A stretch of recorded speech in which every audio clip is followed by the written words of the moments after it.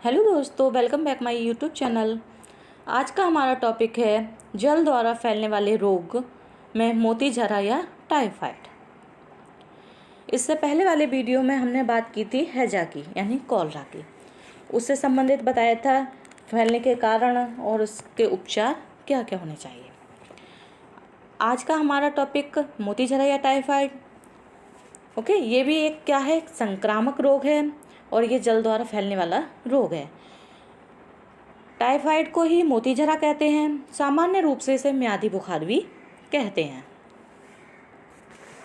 क्योंकि ये एक अवधि तक रहता है। यह रोग साल्मोनेला टाइफी नामक जीवाणु से उत्पन्न होता है। ये रोगाणु रोगी के मल मूत्र व थूक में मिले रहते हैं, अतः इनका उचित विधि से निसंक्रमण किया जाना आवश्यक है। ये रोगाणु जल व भोजन को दूषित करते हैं और जब कोई स्वस्थ व्यक्ति इन पदार्थों का उपयोग करता है तो स्वयं रोगी हो जाता है। मोती झरा प्राय दूषित जल के सेवन से ही संक्रमित होता है। इसका उद्भवन काल देखते हैं। इस रोग का उद्भवन काल रोगाणुओं के शरीर में प्रविष्ट होने के 7 से लेकर के 21 दिन बाद का होता है। मोती झरा फैलने के कारण, इसके क्या कारण हो सकते हैं? पहला है प्रत्यक्ष छूने से। रोगी की देखभाल करने वाले व्यक्ति जब पूर्ण सतर्कता नहीं बरतते तो ये रोग प्रत्यक्ष रूप से उन व्यक्तियों तक पहुंच जाता है। उदाहरण के लिए रोगी के मलमूत्र के पात्रों को छूने के पश्चात भली भांति हाथ न साफ करना अथवा रोगी द्वारा प्रयुक्त की गई वस्तुओं का निसंक्रमण न करने से क्या होता है, ये फैलता है। प्रत्यक्ष रूप से छूत लगने पर केवल कुछ व्यक्ति ही प्रभावित होते हैं। दूसरा इसका रीजन है अप्रत्यक्ष छूत से यानी छूने से। विस्तृत रूप से फैलने वाले जो रोग है, इसका जो कारण है विशेष रूप से जल तथा भोजन ही होता है। खाद्य पदार्थों के द्वारा ही इस रोग के जीवाणु स्वस्थ शरीर में प्रवेश करके उसे रोगी बना देते हैं। भोजन तथा दूध, मक्खियों या दूषित जल के कारण भी रोगाणु युक्त हो जाता है। फल तथा सलाद आदि जब भली प्रकार से बिना धोए खाए जाते हैं तो खेतों के मल की खाद से ग्रहण किए हुए जीवाणु शरीर में प्रविष्ट हो जाते हैं। नेक्स्ट है संक्रमण वाहक व्यक्ति द्वारा। कभी कभी संक्रमण वाहक व्यक्ति भी प्रत्यक्ष रूप से रोग फैलाने में सहायक होते हैं। ऐसे व्यक्तियों के मलमूत्र में रोग के जीवाणु विद्यमान रहते हैं। यदि इनमें से जो कुछ लोग इस रोग से मुक्त हो चुके होते हैं, परंतु फिर भी 2 से 3 माह तक ये कभी कभी इससे भी अधिक समय तक उनके मलमूत्र से सदैव ही इस रोग के जीवाणु विसर्जित होते रहते हैं तथा स्वस्थ व्यक्तियों के रोग को रोगी बनाते हैं। उनमें स्वयं मोती झरा रोग के कोई भी लक्षण दिखाई नहीं देते, अतः उन्हें रोग वाहक के रूप में पहचानना संभव नहीं हो पाता। मोती झरा या टाइफाइड के लक्षण क्या क्या हैं? आंतों का ये संक्रामक रोग कभी कभी अत्यंत गंभीर रूप धारण कर लेता है।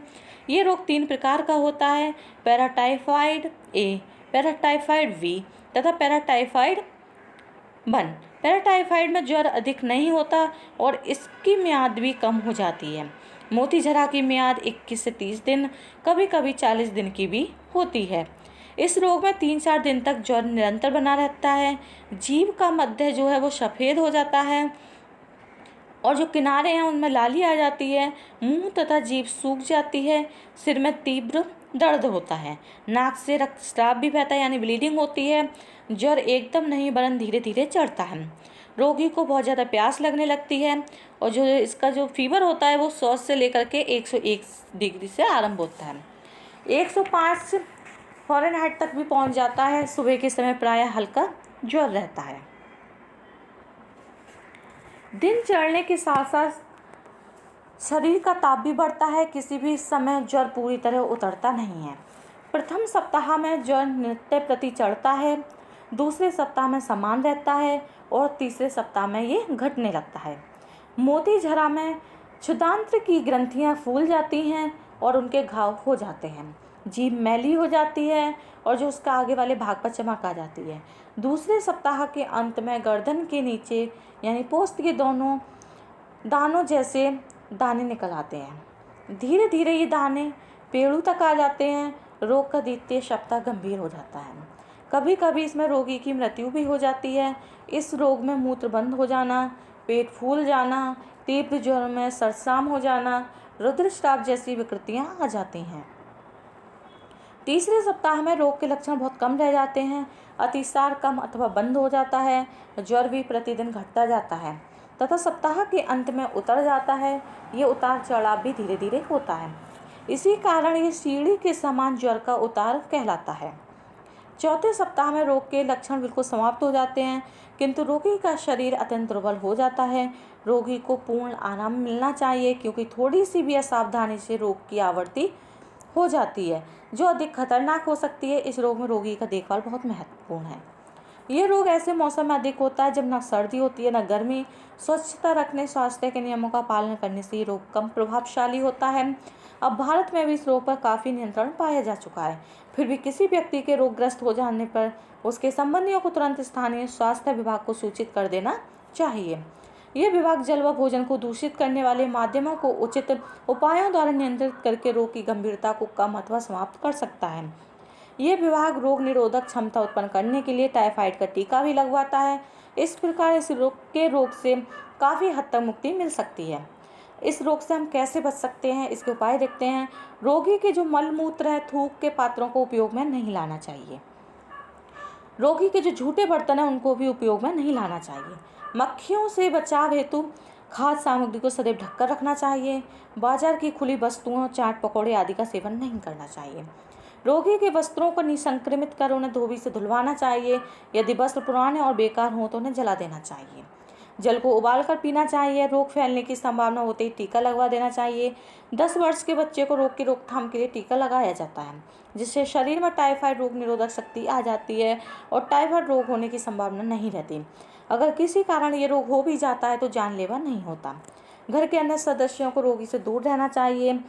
दूध जल को उबालकर पीना चाहिए। घर की दीवारें, जलाशय में जो एकत्रित पानी हो जाता है उसमें DDT का छिड़काव कराना चाहिए। रोगी को हल्का व स्वास्थ्यवर्धक भोजन देना चाहिए। शौचालय एवं कमरों को फिनाइल से धोना चाहिए। रोग के फैलने पर नगर पालिका को सूचित कर देना चाहिए, जिससे नगर स्वास्थ्य अधिकारी इस रोग पर कंट्रोल कर सकें।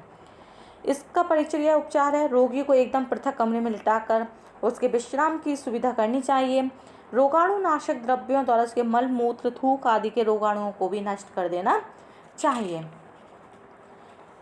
यदि मल के साथ रक्त भी आता हो तो रोगी को भोजन देने में अत्यंत सावधानी बरतनी चाहिए। रोगी के पेट पर बर्फ का टुकड़ा रखने से उसे आराम मिलता है। रोगी को दूध, फलों का रस, चावल का मांड, भोजन, तरल पदार्थों के रूप में देना चाहिए। उसे पर्याप्त मात्रा में जल भी देते रहना चाहिए। रोगी का ताप सामान्य हो जाने पर कुछ सप्ताह उसे कठिन परिश्रम से बचना चाहिए। उस समय भी उसे देखभाल की उतनी ही आवश्यकता होती है जितनी कि रुग्णावस्था में।